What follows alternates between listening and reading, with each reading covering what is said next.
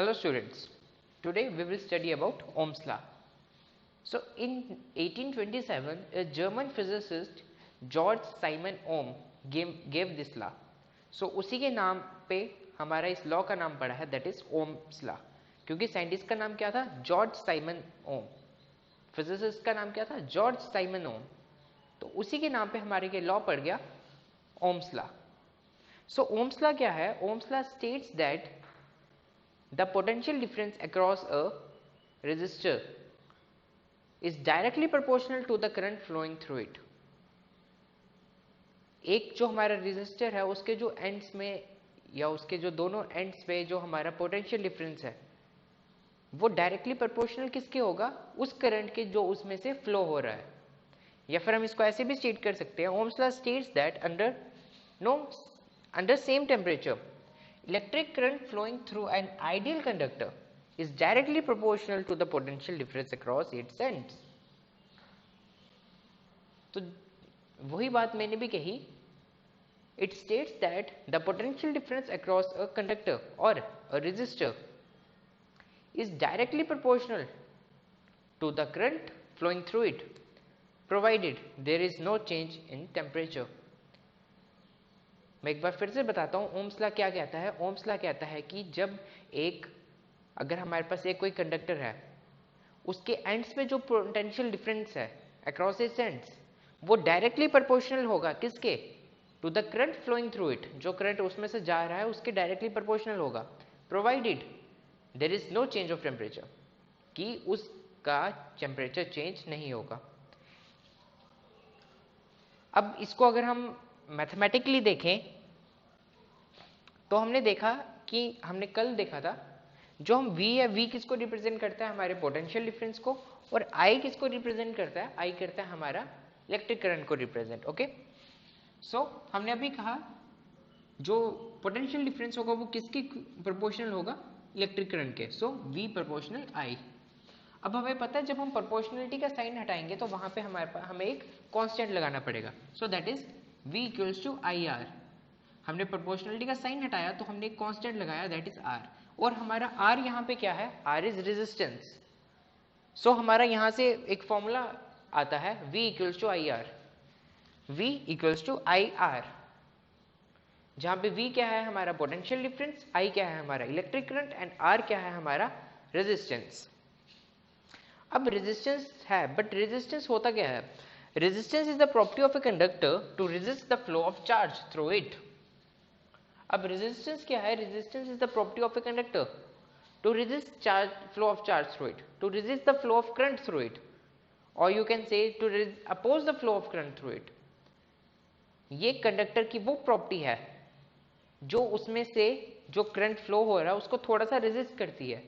अब वो हर कंडक्टर के ऊपर डिपेंड कि वो थोड़ा रेजिस्ट करेगी या फिर ज्यादा रेजिस्ट करेगी, और इसको हम क्या कहते हैं? रेजिस्टेंस. और रेजिस्टेंस का हमारा ऐसा यूनिट क्या होता है? ओम. OHM, ओम. और उसका हमारा सिंबल क्या होता है? ये ओम का सिंबल. ओके, सो हमने जस्ट अभी जो ओम्स लॉ पढ़ा उसको अगर हम डायग्रामेटिकली देखें तो ये हम उसका एक्सपेरिमेंट है. ओके, ये हमारे पास एक कंप्लीट सर्किट हमने यहाँ पे बना रखा है. ये हमने रेजिस्टेंस लगाया, एक हमारे पास एक सेल है, की है, एमीटर है और वोल्ट मीटर है. अब हमें पता है कि जो एमीटर होता है वो सीरीज में कनेक्ट होता है और जो वोल्ट मीटर होता है वो हमेशा पैरेलल में कनेक्ट होता है. तो इस हिसाब से हमने ये पूरा सर्किट सेटअप किया. अब हम जब प्लग को ऑन करेंगे या फिर की को ऑन करेंगे तो हम क्या देखते हैं कि जैसे जैसे हम यहाँ पे एमीटर की और वोल्ट मीटर की हम रीडिंग ले लेंगे. ओके, उसके बाद हमने सेकंड एक्सपेरिमेंट में क्या किया? हमने वोल्टेज चेंज की. दैट इज हमने यहाँ पे एक सेल यूज किया, यहाँ पे हमने एक बैटरी यूज कर दी. फिर से हमने रीडिंग्स ली एमीटर की और वोल्ट मीटर की.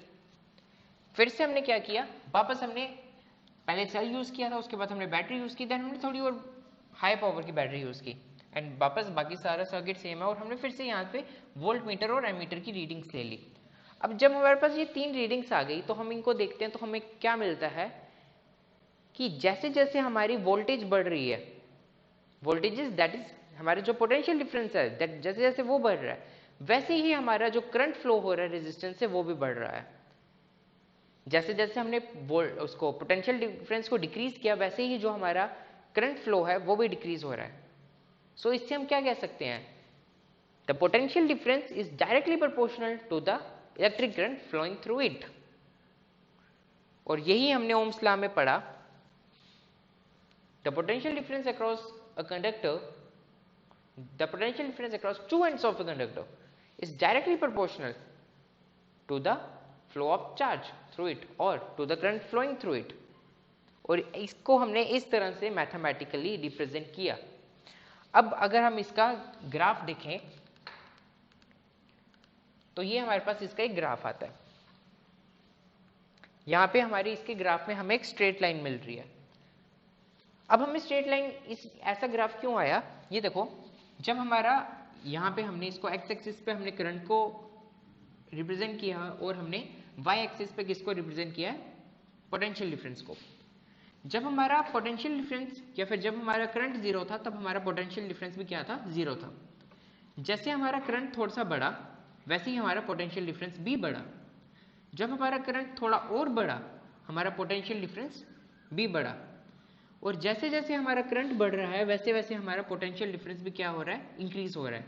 इसलिए हमें यहाँ पे क्या मिली, एक straight line. So that is the graph obtained हमारी रीडिंग से। सो गाइस आज हमने क्या पढ़ा, हमने ओम्स लॉ देखा। ओम्स लॉ किसने दिया है, जॉर्ज साइमन ओम, जो एक जर्मन फिजिसिस्ट था। उसने अपनी बुक में सबसे पहले इसको इंट्रोड्यूस किया था इन 1827। ओके, तो ओम्स लॉ क्या कहता है, Ohm's law states that the potential difference across two ends of a conductor is directly proportional to the electric current flowing through it provided there is no change of temperature. ये हमारे पास एक requirement है कि temperature change नहीं होना चाहिए, क्योंकि जैसे ही टेम्परेचर चेंज होगा तो रेजिस्टेंस की प्रॉपर्टी की वजह से रेजिस्टेंस अप डाउन होगा, तो हमारा ओम्स लॉ वहां पे वैलिड नहीं होगा। उसके बाद हमने देखा रेजिस्टेंस क्या होता है, resistance is the property of a conductor to resist the flow of charge through it. उसके बाद हमने डायग्रामेटिकली सर्किट डायग्राम से हमने देखा ओम्स लॉ, कैसे एक्सपेरिमेंट हमने किया, हमने रीडिंग्स ली। उन रीडिंग्स को जब हमने कंपेयर किया तो हमें क्या पता लगा कि जो हमारा पोटेंशियल डिफरेंस है that is directly proportional to the current. जैसे जैसे हमारा पोटेंशियल डिफरेंस बढ़ रहा है वैसे ही हमारा करंट भी बढ़ रहा है। और उसके बाद हमने उस रीडिंग से एक ग्राफ प्लॉट किया, और जब हमने ग्राफ प्लॉट किया हमें क्या मिला, एक straight line. So that was all about Ohm's law. Thank you.